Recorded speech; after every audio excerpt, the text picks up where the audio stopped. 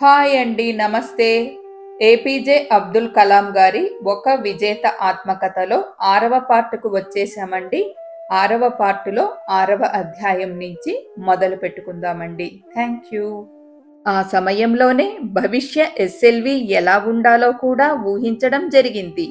అంతరిక్ష సాంకేతిక పరిజ్ఞానం యొక్క మహత్తర సాంఘికార్థిక ప్రయోజనాల్ని దృష్టిలో పెట్టుకొని మన శాటిలైట్లను మనమే ప్రయోగించుకోగల దేశీయ సామర్థ్యాన్ని నిర్మించటానికి ప్రొఫెసర్ సారాభాయి 1969లోనే నిర్ణయం తీసుకున్నారు. శాటిలైట్ వెహికళ్లని, పెద్ద రాకెట్లని ప్రయోగించటానికి అనుకూలమైన స్థలం కోసం ఆయన తూర్పు తీరమంతటా అన్వేషించారు. ప్రొఫెసర్ సారాభాయి తూర్పు తీరం మీద దృష్టి సారించడంలో ఉద్దేశ్యమేమిటంటే, భూమి తూర్పు నుంచి పశ్చిమానికి చేసే భ్రమణాన్ని లాంచ్ వెహికల్ పూర్తిగా వినియోగించుకోవాలనే.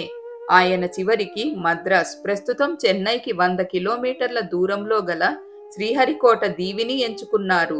ఆ విధంగా షార్ రాకెట్ కేంద్రం జన్మించింది. ఆ అర్ధచంద్రాకార ద్వీపం 8 కిలోమీటర్ల వెడల్పుతో తీరం పొడుగునా పరుచుకొని ఉంది. ఆ ద్వీపం మద్రాస్ నగరం అంత పెద్దది. దాని పశ్చిమ సరిహద్దుల్లో బకింగ్హామ్ కాలువ, పులికాట్ సరస్సు ఉన్నాయి. 1967లో మేము భారతీయ రాకెట్ సమాజాన్ని స్థాపించాము. అనతి కాలంలోనే అంతరిక్ష సంఘం ఇండియన్ నేషనల్ సైన్స్ అకాడమీకి ఒక సలహా సంఘంగా పునర్వ్యవస్థితమైంది. దేశంలో అంతరిక్ష పరిశోధన కోసం అణుశక్తి మంత్రిత్వ శాఖ ఆధ్వర్యంలో Indian Space Research Organisation ISRO ఏర్పాటయ్యింది. ఆ సరికే ప్రొఫెసర్ సారాభాయి భారతీయ ఎస్ఎల్విని నిర్మించాలన్న తన కలకి సాకారం ఇవ్వటానికి తనెంచుకున్న కొందరు శాస్త్రవేత్తలతో ఒక టీంని ఏర్పరిచారు. ఆ ప్రాజెక్టుకి నాయకత్వం వహించే భాగ్యం లభించినందుకు నేనెంతో అదృష్టవంతుడినని భావిస్తాను.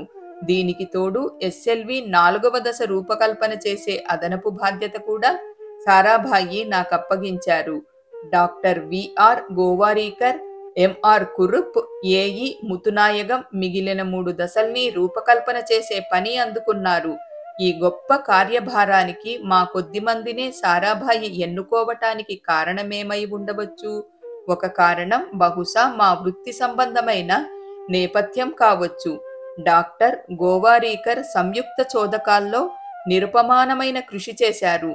డాక్టర్ కురుప్ చోదక నియమాల విస్ఫోటక సామగ్రికి సంబంధించిన అంశాల్లో పరిశోధనకు ఒక లాబొరేటరీనే నెలకొల్పారు. ముతునాయగం అత్యధిక సామర్థ్యం కలిగిన చోదకాల రంగంలో ప్రావీణ్యం చూపించిన వ్యక్తి. 4వ దశ వీటన్నిటి సమాహారంగా ఒక సంయుక్త నిర్మాణంగా రూపొందాలి. బహుశా అందుకే నన్నా దశ నిర్వహణకు ఎంపిక చేసి ఉండవచ్చు. 4వ దశ నేను 2 ప్రాతిపదికల మీద రూపకల్పన చేశాను. నా బృందంలో ప్రగతి అనుక్షణం గుర్తించబడేది. అలాగే ప్రతి చిన్న అడుగులోనూ ప్రోత్సహించబడేది. నా సహోద్యోగులకు 4వ దశకు కావలసిన సమాచారాన్ని నేను పూర్తిగా అందుబాటులోకి తెస్తున్నప్పటికీ నేను వారికి పూర్తిగా సహకరించలేకపోతున్నాననిపించింది. నేను నా కాలాన్ని నిర్వహించుకునే పద్ధతిలో ఏదన్నా లోపం ఉందేమోననిపించింది. ఆ పరిస్థితిలో ప్రొఫెసర్ సారాభాయి మా కార్యక్షేత్రానికి ఫ్రాన్స్ నుంచి ఒక అతిథిని తీసుకువచ్చారు. ఆయన ఫ్రాన్స్లో మా కేంద్రం వంటి కేంద్రానికి డైరెక్టర్గా ఉంటున్న ప్రొఫెసర్ కురిన్. అప్పుడు వాళ్ళు డయామౌంట్ లాంచ్ వెహికల్స్ తయారు చేస్తున్నారు. ఆ ప్రొఫెసర్ గొప్ప నిపుణులు. ఆయన సారాభాయితో కలిసి లక్ష్య నిర్దేశంలో నాకెంతో సహకరించారు. నేను లక్ష్యాలందుకోవటానికి దారి చూపించారు. అందులో విఫలమయ్యే అవకాశాల్ని ముందే హెచ్చరించారు. ప్రొఫెసర్ కురిన్ వల్ల నేను 4వ దశ రాకెట్ నిర్మాణాన్ని మరింత బాగా అర్థం చేసుకున్నాను. అలాగే ప్రొఫెసర్ సారాభాయి సాహచర్యం వల్ల ప్రొఫెసర్ కురిన్ తమ డయామౌంట్ కార్యక్రమాన్ని పునర్విమర్శించుకోగలిగాడు కూడా. ఆయన నన్ను చిన్ని పనుల నుంచి తప్పించి పెద్ద పనుల మీద దృష్టి పెట్టమన్నాడు. నా అనవసర బాధ్యతల నుంచి నన్ను తప్పించమని ప్రొఫెసర్ సారాభాయికి విజ్ఞప్తి చేశాడు. మా ప్రణాళికాబద్ధ ప్రయత్నాలకు ముగ్ధుడైన ఆ ఫ్రెంచ్ నిపుణుడు తమ రాకెట్లకు కూడా 4వ దశ ఏర్పాట్లు మమ్మల్నే చేయమన్నాడు. ఆ అభ్యర్థన ప్రొఫెసర్ సారాభాయి వదనం పైన ఒక సూక్ష్మ మందహాసాన్ని తెచ్చింది. నిజానికి డయామౌంట్ ఎయిర్ ఫ్రేమ్లు ఎస్ఎల్వి ఫ్రేములతో పొసగవు. వాటి వ్యాసాలు వేరువేరు. వాటి మధ్య పరస్పరం మార్చుకునే ఏర్పాటు చేయాలంటే సమూలమైన మార్పులు అవసరం. వాటినెక్కడ నుంచి మొదలు పెట్టాలా అని ఆలోచనలో పడ్డాను నేను. వాటికి పరిష్కారాలు నా సహచరుల్లోనే వెతుక్కోవాలనుకున్నాను. నా సహచరుల దినచర్య వాళ్ల ప్రయోగశీలతను పట్టివ్వగలదేమోనని వెతుక్కునేవాడిని. ఏమాత్రం చిన్నపాటి ఆశ కనపడ్డా వాళ్ళని మరీ మరీ అడిగేవాడిని. నా స్నేహితులు కొందరు నాది మరీ చాదస్తమన్నారు. నేను నాకెప్పటికప్పుడు తట్టిన ఆలోచనలను కాగితాల మీద రాసి నా సహచరులకు అందజేసేవాడిని. వాటిని వాళ్ళు అమలు చేస్తున్నారో లేదో వెంటబడి చూసుకునేవాడిని. ఈ పద్ధతి బాగా పనిచేసింది. మా పనిని సమీక్షిస్తూ ప్రొఫెసర్ కురిన్ దీన్నే ధృవపరిచాడు. యూరోపులో 3 ఏళ్ల పాటు కష్టపడ్డా కూడా శాస్త్రవేత్తలు సాధించలేని దానిని మేము 1 ఏడాది కాలంలోనే సాధించగలిగామని అన్నాడు. మేము మా పైనున్న వాళ్లతో కిందనున్న వాళ్లతో కూడా కలుపుగోలుతనంతో పనిచేయగలగడం మా అదనపు బలం అన్నాడు. నిజానికి వారానికొక్కసారైనా బృంద సభ్యులంతా కలిసి పనిని సమీక్షించుకోవాలని నేను పట్టుబట్టేవాడిని. దానికి కొంతకాలము శక్తి ఖర్చవుతాయి. నిజమే, కానీ అది తప్పనిసరి అని అనుకున్నాను నేను. ఒక నాయకుడు ఏ మేరకు సమర్థుడు? తన సహచరుల కన్నా, వాళ్ల నిబద్ధత, భాగస్వామ్యాల కన్నా మించి మాత్రం కాదు. నిజానికి మా సహచరుల తాలూకు ఫలితాలు, అనుభవాలు, చిన్న చిన్న విజయాలు ప్రతి ఒక్కటి కలిసి పంచుకోవటానికి, వారిని నేను జమ చేయటానికి ఎంత శక్తి ఖర్చు చేసినా తక్కువే అనిపించేది. మా మధ్య మేం సాధించిన బృందభావాన్ని సూక్ష్మంగా చెప్పాలంటే పరస్పర విశ్వాసం అనాలి. నా చిన్ని బృందంలోనే నేను నాయకుల్ని కనుగొన్నాను. నిజానికి నాయకులు అన్ని స్థాయిల్లోనూ రూపొందుతారని తెలుసుకున్నాను. ఒక వ్యవస్థ నిర్వహణలో ఇది నాకొక కొత్త అనుభవం. మేము ప్రస్తుతమున్న ఎస్ఎల్వి 4వ దశ నమూనాని డయామౌంట్ ఎయిర్ ఫ్రేమ్కి అనుగుణంగా మార్చాము.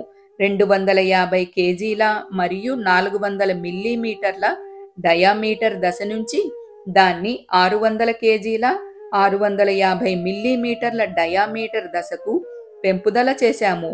2 ఏళ్ల కృషి తర్వాత దాన్ని ఫ్రాన్స్కి అప్పగించబోతుండగా వాళ్ళు ఆ కార్యక్రమాన్ని రద్దు చేసుకున్నారు.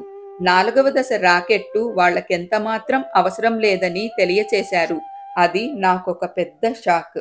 నేను డెహ్రాడూన్లో ఉద్యోగానికి ఎంపిక కాలేకపోవడం, అలాగే బెంగళూరులో నంది ప్రాజెక్టు కూలపడ్డం నాకు గుర్తొచ్చాయి.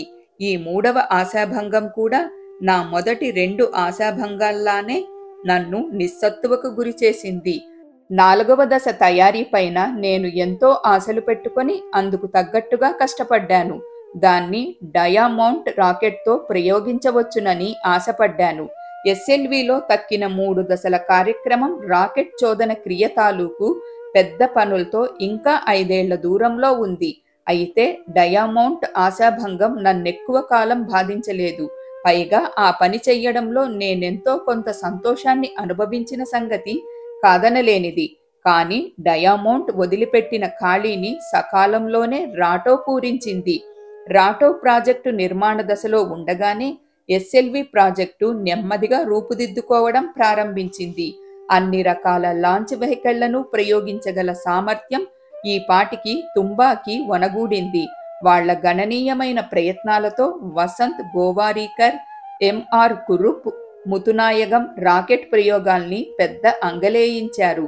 టీం నిర్వహణలో ప్రొఫెసర్ సారాభాయి గొప్ప ఉదాహరణ. ఒక సందర్భంలో ఆయన ఎస్ఎల్వికి ఒక టెలికమాండ్ వ్యవస్థని నిర్మించే బాధ్యతని ఒకరికి అప్పగించవలసి వచ్చింది. ఆ పనిని నిర్వహించటానికి 2 సమర్థులున్నారు. ఒకరు అనుభవశాలి, సమయజ్ఞుడు అయిన యుఆర్ రావు. మరొకరు అంతగా ఎవరికీ తెలియని ప్రయోగశీలి జి మాధవన్ నాయరు.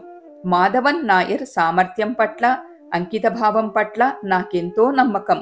కానీ నేను ఆ బాధ్యత అతనికి అప్పగించబడుతుందనుకోలేదు. మాధవన్ నాయర్ తను అభివృద్ధిపరచిన టెలికమాండ్ వ్యవస్థని ప్రొఫెసర్ సారాభాయి ముందు ఒకసారి ప్రదర్శించాడు. ఆ ప్రదర్శనకు ముగ్ధుడైన ప్రొఫెసర్ సారాభాయి ఆ యువ ప్రయోగశీలిని ఎంపిక చెయ్యటానికి ఏమీ వెనుకాడలేదు. మాధవన్ నాయర్ కూడా ఆయన అంచనాలకు నిలబడటమే కాక ఆ పనిలో ముందుకు వెళ్ళగలిగాడు. తరువాత రోజుల్లో అతను polar satellite launch vehicle PSLV project director అయ్యాడు కూడా. ఎస్ఎల్వీలు మిసైళ్లు వేలువిడిచిన బంధువులే. వాటి ఉద్దేశ్యంలోనూ ప్రయోజనంలోనూ భేదం ఉన్నా అవి ఒక రాకెట్ కుటుంబం నుంచి వచ్చినవే. హైదరాబాదులోని డిఆర్డిఓలో మిసైల్ అభివృద్ధి కార్యక్రమం పెద్ద ఎత్తున చేపట్టబడింది. నేల నుంచి నింగికి ప్రయోగించే ఈ మిసైళ్ల అభివృద్ధి ప్రాజెక్టు వేగం పుంజుకున్న కొద్దీ మిసైల్ ప్యానెల్ సమావేశాలు కూడా అధికం కాసాగాయి. అలాగే గ్రూప్ కెప్టెన్ నారాయణన్తో సాంగత్యమును. 1968లో ఒకసారి ప్రొఫెసర్ సారాభాయి తుంబా వచ్చారు. అప్పుడాయనకు ఒక యాంత్రిక విన్యాసాన్ని ప్రదర్శించి చూపాము. ఎప్పట్లానే మేము మా ప్రయత్న ఫలితాన్ని ప్రొఫెసర్ సారాభాయితో పంచుకోవాలని ఆతృతగా ఉన్నాం. మందుగుండు పేల్చి లాంఛనప్రాయంగా యంత్రాన్ని ప్రారంభించమని ప్రొఫెసర్ సారాభాయిని అభ్యర్థించాం. ప్రొఫెసర్ సారాభాయి చిరునవ్వు నవ్వి టైమర్ బటన్ నొక్కారు. ఏమీ పేలలేదు. మా ముఖాలు వెలవెలబోయాయి. మాకు నోటమాట రాలేదు. ఆ టైమర్ సర్క్యూట్ని డిజైన్ చేసిన ప్రమోద్ కాలే కేసి చూశాను నేను. మేమంతా ఆ వైఫల్యాన్ని ఒక్క క్షణంలో అర్థం చేసుకోబోయాం. ప్రొఫెసర్ సారాభాయి కొన్ని నిమిషాలు వేచి ఉండవలసిందిగా కోరి మేము ఆ టైమర్ను వేరు చేసి మందుగుండు నేరుగా పేల్చే ఏర్పాటు చేశాం. ప్రొఫెసర్ సారాభాయి మళ్లీ బటన్ నొక్కారు. ఈసారి మందుగుండు పేలి నోస్ కోన్ పైకెగిరింది. ప్రొఫెసర్ సారాభాయి నన్ను కాలేను అభినందించారు. కానీ ఆయన ఆలోచనలెక్కడో ఉన్నట్టుగా ఆయన ముఖ కవళికలు చెప్పకనే చెప్పాయి. ఆయన మనసులో ఏముందో మేమూహించలేకపోయాం. కానీ ఆ ఉత్కంఠ ఎక్కువసేపు ఉండే అవకాశం లేకపోయింది. ఆయన కార్యదర్శి నన్ను ఒక ముఖ్య విషయంపై మాట్లాడటానికి భోజనం తరువాత ప్రొఫెసర్ సారాభాయిని కలవవలసిందిగా కబురు చేశాడు. ప్రొఫెసర్ సారాభాయి కోవలన్ ప్యాలెస్ హోటల్లో బస చేసి ఉన్నారు. ఆయన త్రివేంద్రం వచ్చినప్పుడల్లా అక్కడే బస చేస్తారు. నేను ఆయన పిలుపుకి కంగారు పడ్డాను. ప్రొఫెసర్ సారాభాయి నన్ను ఎప్పటిలానే సాదరంగా ఆహ్వానించారు. ఆయన నాతో రాకెట్ లాంచింగ్ స్టేషన్ గురించి, లాంచ్ ప్యాడ్లు, బ్లాక్ హౌజులు, టెలిమెట్రీ లాంటి సదుపాయాల గురించి మాట్లాడారు. అప్పుడు చివరగా ఆ రోజు పొద్దున జరిగిన సంగతిని ప్రస్తావించారు. ఇదే నేను అమితంగా భయపడ్డది. కానీ నా నాయకుడి నుంచి మందలింపు వస్తుందని నేను అనుకోవడం తప్పే. మందుగుండు పేలకపోవటానికి కారణం అతని సిబ్బందికి తెలివితేటలు తక్కువయ్యో, లేదా నైపుణ్యం చాలకనో, లేదా ఆ దశలో అవగాహన చాలకపోవడం వల్లనో అని ఆయన భావించడం లేదు. మీదుమిక్కిలి ఆయన అడిగిందేమంటే మా పని మాకు తగినంత ఉత్సాహాన్ని ఇవ్వలేకపోతోందా అని. అక్కడితో ఆగక మేము ఇంతదాకా గుర్తించని సమస్య ఏదన్నా మాకు అడ్డుపడుతుందేమో చూడమని అన్నారు. చిట్ట చివరికి ఆయన అసలు సంగతికి వచ్చారు. మా రాకెట్ దశలన్నింటినీ అనుసంధానించే ఒక సమగ్ర నియంత్రణ లోపించడం గురించి ఆయన ఆలోచించారు. ఎలక్ట్రికల్, మెకానికల్ ఇంజనీరింగ్ పనులు వివిధ దశల్లో కొనసాగుతున్నాయి. కానీ వాటిని ఒక తాటి మీదకు తెచ్చే ప్రయత్నం మాత్రం స్వల్పంగానే ఉండింది. ఆ తరువాత ప్రొఫెసర్ సారాభాయి మా బాధ్యతల్ని పునర్నిర్వచించారు.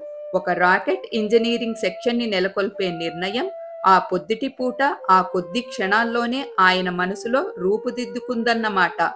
వ్యక్తుల, సంస్థల విషయంలో పొరపాట్లు ఆశయ సాధనని ఆలస్యం చేయవచ్చు లేదా ఆపవచ్చు.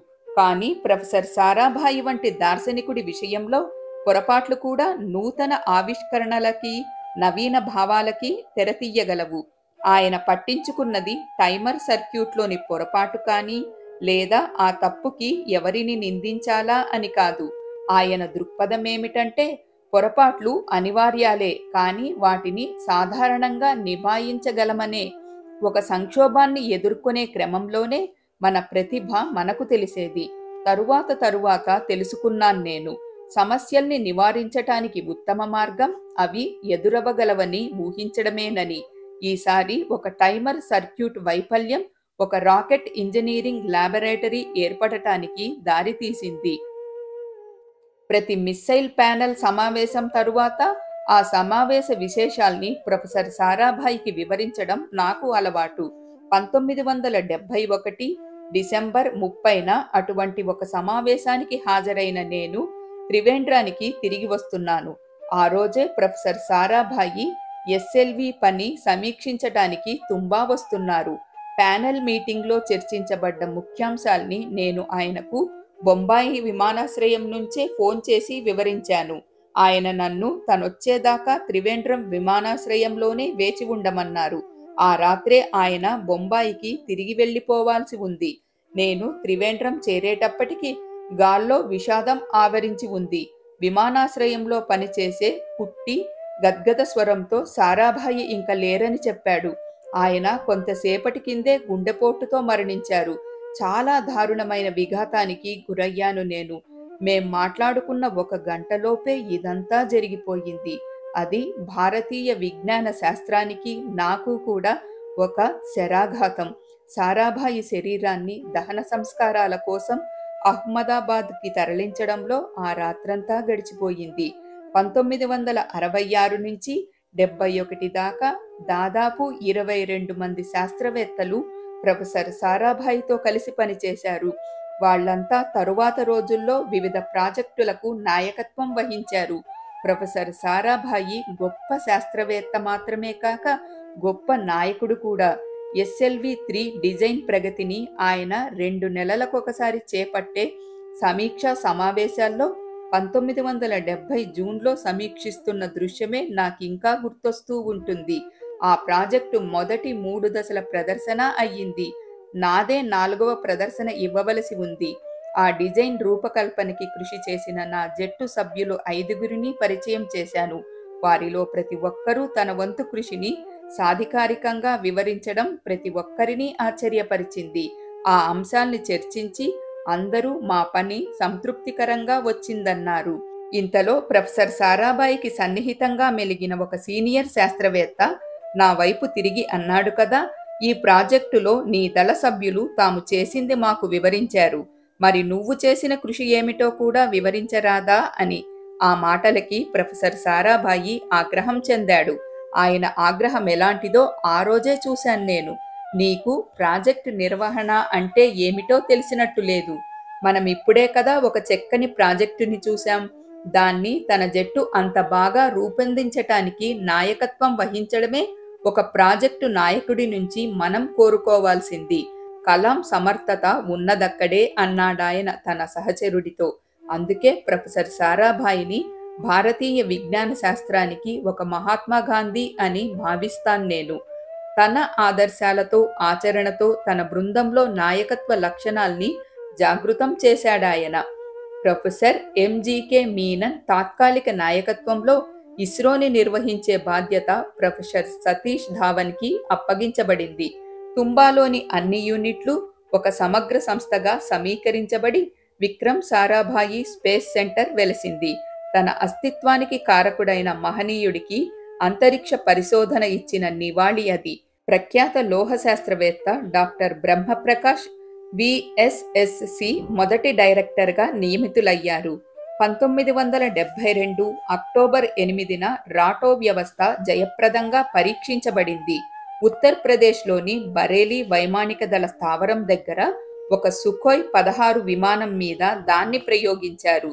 మేము పరీక్షకు పెట్టింది 66వ మోటార్ని. అప్పుడు ప్రధానమంత్రికి సాంకేతిక సలహాదారుగా ఉన్న doctor BD Nag Chaudhary, air marshal Shivdev సింగ్లు ఆ ప్రయోగాన్ని పరిశీలించారు. ఆ ప్రయత్నం వల్ల దాదాపు 4 కోట్ల రూపాయల విదేశీ మారక ద్రవ్యం ఆదా అయిందనుకున్నారు. ఒక పారిశ్రామిక శాస్త్రవేత్త స్వప్నం ఎట్టకేలకు నిజమయ్యింది. అంతరిక్ష సంఘానికి నాయకత్వం వహించే ముందు, అంతరిక్ష పరిశోధన బాధ్యతలు చేపట్టడానికి ముందు ప్రొఫెసర్ సారాభాయి ఎన్నో పరిశ్రమలు జయప్రదంగా నిర్వహించారు. పరిశ్రమలతో సంబంధం లేకుండా శాస్త్రీయ పరిశోధన నిలవలేదని ఆయనకు తెలుసు. Sarabhai chemicals, Sarabhai glass, Sarabhai Merck limited, Sarabhai engineering group ఆయన స్థాపించిన వాటిలో ఉన్నాయి. ఆయన స్థాపించిన స్వస్తిక్ ఆయిల్ మిల్స్ నూనె ఉత్పాదనలోనూ, సింథటిక్ డిటర్జెంట్లు, సౌందర్య సాధనాల తయారీలోనూ ప్రసిద్ధి చెందింది. ఆకాశాన్నంటే ధర చెల్లించి ఆ రోజుల్లో పెన్సిలిన్ దిగుమతి చేసుకోబడేది. అందుకని దాన్ని దేశీయంగా ఉత్పత్తి చెయ్యటానికి ఆయన స్టాండర్డ్ ఫార్మాస్యూటికల్ లిమిటెడ్ని స్థాపించారు. ఇప్పుడు రాటో మోటార్ల దేశీకరణతో ఆయన కొత్త పుంత తొక్కినట్లయింది. మిలిటరీ హార్డ్వేర్ ఉత్పత్తిలో స్వదేశీ సామర్థ్యాన్ని సాధించడం, ఆ విధంగా కోట్లాది రూపాయల విదేశీ మారక ద్రవ్యాన్ని ఆదా చెయ్యడమనేవి దేశానికి నిజంగా స్వాతంత్ర్యాన్ని తీసుకొచ్చాయి. రాటో విజయవంతంగా పరీక్షించబడ్డ ఆ రోజుని నేనిప్పటికీ గుర్తుకు తెచ్చుకోగలుగుతున్నాను. అన్ని ఖర్చులతో కలిపి మేము ఆ ప్రాజెక్టు మీద పెట్టిన వ్యయం 25 లక్షలకు మించదు. భారతీయ రాటో ఒకదాని తయారీకి 17,000 రూపాయలు ఖర్చయితే దాన్ని దిగుమతి చేసుకొనటానికి 33,000 రూపాయలు ఖర్చయ్యేది. విక్రమ్ సారాభాయి అంతరిక్ష కేంద్రంలో ఎస్ఎల్వి పూర్తి స్థాయిలో తయారవుతోంది. అన్ని ఉపవ్యవస్థలకి డిజైన్లు తయారయ్యాయి. అవసరమైన సాంకేతిక పరిజ్ఞానాలు గుర్తించబడ్డాయి. వర్క్ సెంటర్లు నెలకొల్పబడ్డాయి. సిబ్బంది కేటాయింపులయ్యాయి. కార్యక్రమ ప్రణాళికలు తయారయ్యాయి.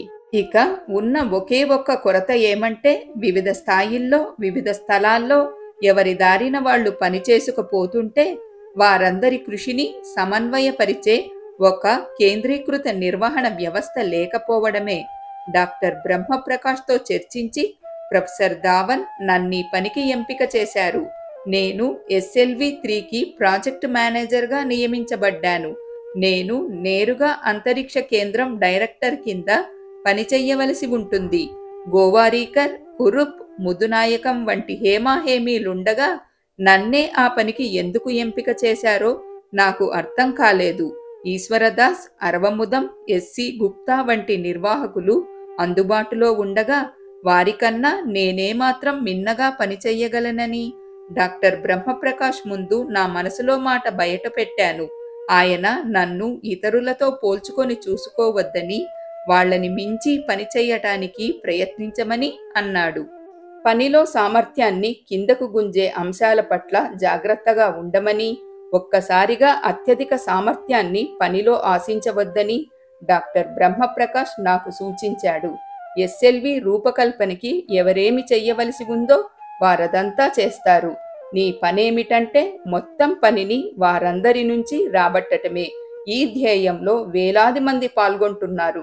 కాబట్టి నువ్వు అపారమైన సహనంతో పనిచెయ్యవలసి ఉంటుంది అన్నాడాయన.